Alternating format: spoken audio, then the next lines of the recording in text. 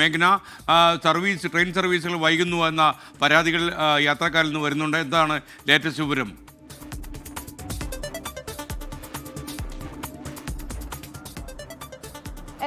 സംസ്ഥാനത്ത് ഉടനീളം മുഴുവനായും മഴ പെയ്യുകയാണ്. മഴയുടെ ഭാഗമായി തന്നെ ഇന്നലെ അടക്കം പെയ്ത ശക്തമായ മഴയിൽ തിരുവനന്തപുരം ഡിവിഷനിൽ മാത്രം മരങ്ങളടക്കം ഒട്ടി വീണ് ഗതാഗത തടസ്സമുണ്ടായ നിരവധി സ്ഥലങ്ങളുണ്ട്. അങ്ങനെ പല വിധത്തിലുള്ള ഗതാഗത തടസ്സം, അത് ട്രെയിൻ യാത്രയെ അടക്കം, ട്രെയിൻ സഞ്ചാരത്തെ അടക്കം ബാധിച്ചിട്ടുണ്ട് എന്നുള്ളത് ഇന്നലെ തന്നെ റിപ്പോർട്ട് ചെയ്തതാണ്. അതിൽ പ്രധാനമായും ഇപ്പോൾ വരുന്ന വിവരമനുസരിച്ച് പല ട്രെയിനുകളും, അത് തിരുവനന്തപുരത്ത് നിന്ന് തുടങ്ങുന്ന പല ട്രെയിനുകളും വൈകി ഓടുന്നു എന്നുള്ളതാണ്. അത് ദീർഘദൂര ട്രെയിനുകളാണ് കൂടുതലായും വൈകി ഓടുന്നു എന്നുള്ളതാണ്. അതിൽ Thiruvananthapuram Madurai express, Thiruvananthapuram Nilambur express, Thiruvananthapuram Mangalapuram express, അതുപോലെ തന്നെ തിരുവനന്തപുരം മംഗലാപുരം, ചെന്നൈ, ആലപ്പുഴ തുടങ്ങിയ ഇവിടങ്ങളിലേക്ക് പോകുന്ന തിരുവനന്തപുരത്ത് നിന്ന് തിരുവനന്തപുരം ഡിവിഷനിൽ നിന്ന് ആരംഭിക്കുന്ന ട്രെയിനുകളാണ് പ്രധാനമായും ഇന്ന് വൈകി എത്തിയിട്ടുള്ളത്. അത് 2 മണിക്കൂറും 3 മണിക്കൂറും വൈകിയാണ് ഈ ട്രെയിനുകൾ എത്തിയിട്ടുള്ളത് എന്നുള്ളതാണ്. അതിൽ പ്രധാനമായും കണക്കുകൾ നോക്കുകയാണെങ്കിൽ തിരുവനന്തപുരം മധുര എക്സ്പ്രസ്, അതുപോലെ തന്നെ തിരുവനന്തപുരം നിലമ്പൂർ എക്സ്പ്രസ്, തിരുവനന്തപുരം മംഗലാപുരം, തിരുവനന്തപുരം ചെന്നൈ, ആലപ്പുഴ തുടങ്ങിയ ഇവിടങ്ങളിലേക്ക് പോകുന്ന ട്രെയിനുകളാണ് ഇപ്പോൾ വൈകി എത്തിയിട്ടുള്ളത്. അതുപോലെ തന്നെ ഇപ്പോൾ ലഭിക്കുന്ന വിവരം അനുസരിച്ച് വന്ദേ ഭാരത് 2 മണിക്കൂർ വൈകി ഓടുന്നു. അതുപോലെ തന്നെ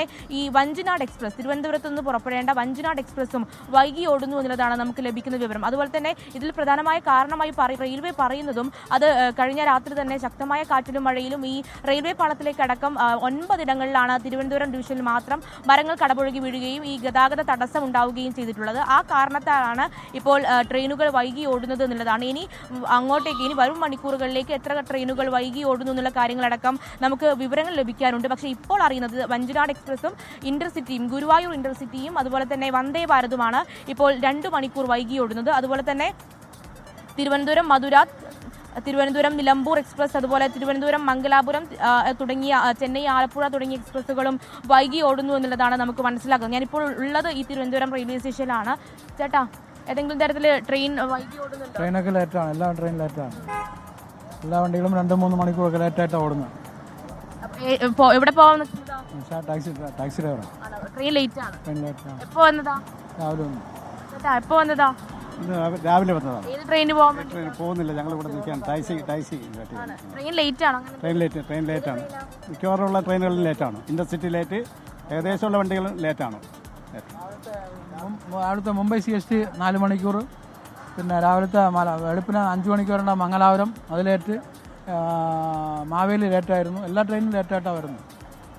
ഭയങ്കര ബുദ്ധിമുട്ടുണ്ടാവും. ട്രെയിനിൽ കിട്ടാനും പാടാം. SK അങ്ങനെ തന്നെയാണ്.